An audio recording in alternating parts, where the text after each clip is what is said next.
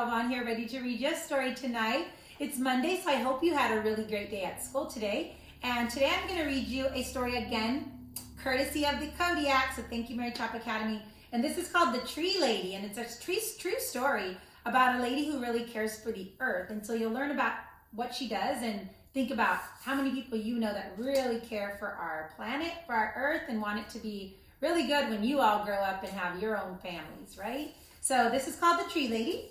It is a true story of how one tree-loving woman changed a city forever. And it's written by Josh Hopkins, and it's illustrated by Jill McElmurray. Okay, so thank you for joining me here today. Hola comunidad de Greenfield, soy Superintendente Galván leyendo más historias con ustedes. Ojalá que ustedes tengan un fantástico día hoy. Hoy es lunes y es la noche. Y voy a leer más libros sobre la mujer de la niña. Y este se llama La mujer de los árboles.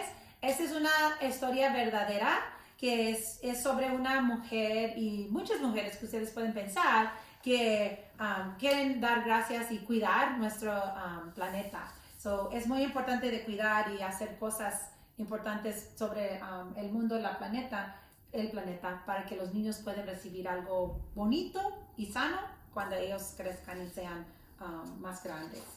So here we go. We're going to read you The Tree Lady. All right. Oh, and here is her name.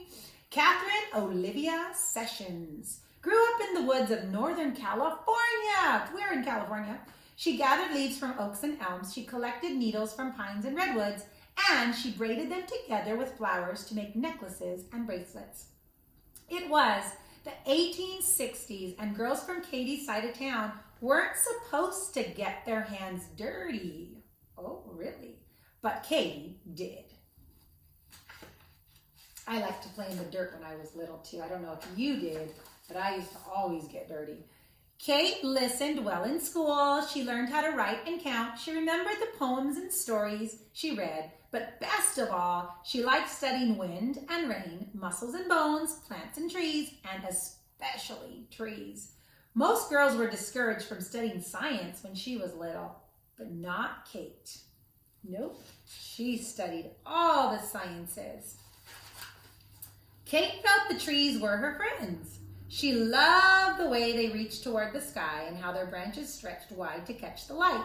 Trees seemed to Kate like giant umbrellas that sheltered her and her animal friends, her birds and their plants, and that all lived in the forest. Not everyone feels at home in the woods, but Katie did.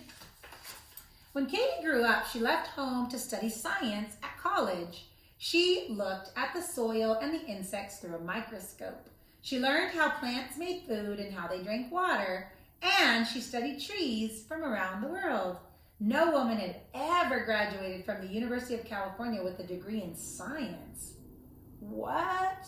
Now they all do, right? Lots of girls do. But this was in 1881 when that wasn't possible. So Katie did it in 1881. Oh my goodness, boys and girls, that's a lot of years ago. After graduation, Katie took on a job in Southern California. We're still in California. When her boat docked in San Diego, that's where, down in Southern California, she saw that her home was a desert now. Katie never thought she would live in a place with no trees, but now she did. So there are some areas down in San Diego that it's very just land and not a lot of trees. Like in Northern California has lots of trees. Katie began her job as a teacher. She was also the vice principal of her school too. So she had to make sure that everyone followed the rules. Katie missed studying science and was not sure she would stay in that job.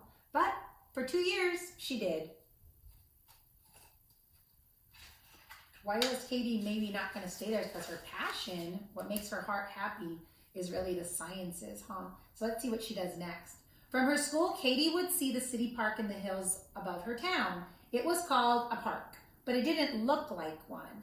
It was where people gathered cattle and dumped garbage. Most San Diegans didn't think trees could ever grow there, but Katie said, I think they might. So, what did she do? Katie's love for the woods, she thought about San Diego and how they needed trees more than anything else. So she left teaching to become a gardener. She knew she must plant trees that would live in dry soil with lots and lots of sunshine. Her friends worried Katie wouldn't find trees like that, but she did. She found trees to plant over there. These are all the varieties that would do that. Katie became a tree hunter. She wrote letters to gardeners all over the world and asked them to send her seeds that would grow in a desert. She also traveled into Mexico to look for trees that liked hot, dry weather and steep hills and canyons. Not everyone knows how to hunt for trees, but Katie did.